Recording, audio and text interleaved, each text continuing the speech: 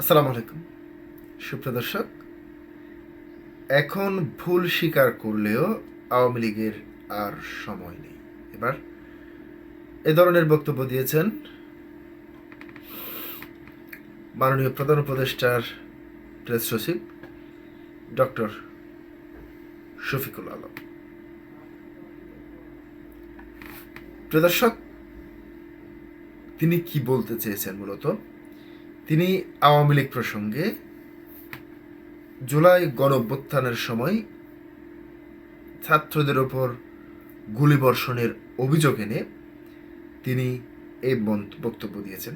তিনি কি বলতে চেয়েছেন সেটি আপনাদের সামনে হুবহু তুলে ধরছি।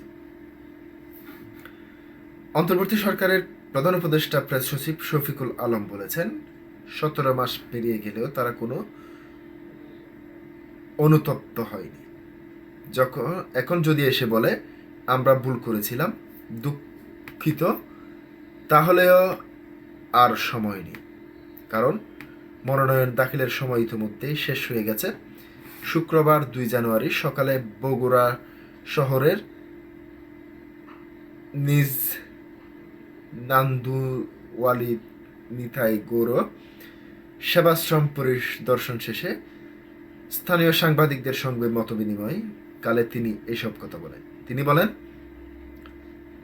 একটি রাজনৈতিক দল যদি অস্ত্র হাতে তুলে নেয়, ছোট ছোট শিশু ও তরুণ শিক্ষার্থীদের হত্যা করে, তাহলে পৃথিবীর কোনো সভ্য রাষ্ট্র তাদের ডেমোক্রেটিক স্পেস দেয় না। এটি রাজনৈতিক দল হওয়ার মূল শর্ত হলো শান্তিপূর্ণ থাকা এবং সহিংসতায় না জড়ানো।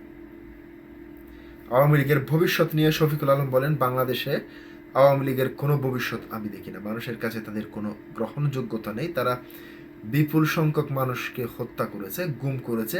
এখন তাদের নেতাকর্মীরা দেশের বাইরে গিয়ে মিথ্যাচার করছে।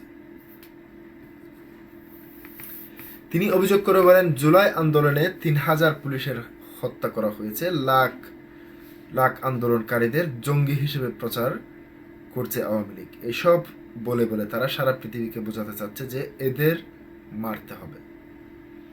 প্রেস সচিব বলেন, আওয়ামী লীগের আমলে যুবলীগ ও ছাত্রলীগ ছাড়া কে পুলিশের চাকরি পেয়েছে, কে এনএসআইতে চাকরি পেয়েছে, খোঁজ নিয়ে দেখুন। আপনাদের অধিকার হরণ করা হয়েছে, সেটি আপনারা তখন বুঝতে পারেননি।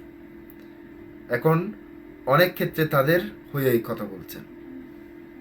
একটি রাজনৈতিক দলকে বাদ দিয়ে নির্বাচন আয়োজনের মাধ্যমে সরকার নতুন কোনো ফেসিজমের দিকে যাচ্ছে কিনা সাংবাদিকদের এমন প্রশ্নের জবাবে শফিকুল আলম বলেন, এখানে ফেসিজমের কিছু নেই, বরং আওয়ামী লীগ এই দেশের ফেসিজম কায়েম করেছিল। স্বাধীনতার চেতনার কথা বলে বলে তারা মানুষের অধিকার হরণ করেছে। প্রেস সচিব বলেন, অফিসিয়ালি নির্বাচনী ক্যাম্পেইন শুরু না হলেও ইতিমধ্যে সারা দেশে নির্বাচনের উত্তাপ ছড়িয়ে পড়েছে। মানুষ এখন ভোটের দিনের জন্য অপেক্ষা করছে। তবে আসন্ন নির্বাচনে আওয়ামী লীগ নেই, কারণ তারা নিজেরাই নিজেদের অযোগ্য করে তুলেছে। সকালে নিতাই গৌর সেবাশ্রম অধ্যক্ষ বাবাজি মহারাজ চিন্তয় আনন্দ দাস চঞ্চল গোসাইয়ের সঙ্গে আলাপকালে উপস্থিত ছিলেন মাগুরা নেজারত ডেপুটি কলেস্টর সহকারী কমিশনার আমিরুল ইসলাম, মাগুরা সদর থানায় অফিসার ইনচার্জ শফিকুল রহমান এবং নিতাই গৌর সেবাশ্রম সাধারণ সম্পাদক তরুণ ভৌমিক। প্রিয় দর্শক, আজকে পর্যন্তই। আসসালামু আলাইকুম।